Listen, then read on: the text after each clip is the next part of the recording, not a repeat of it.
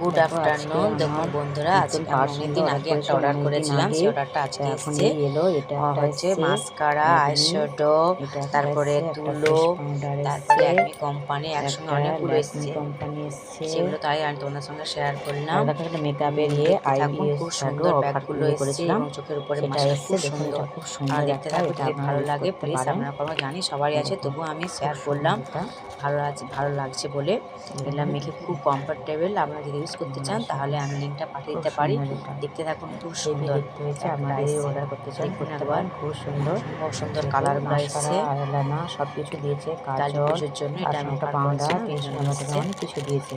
খুব সুন্দর।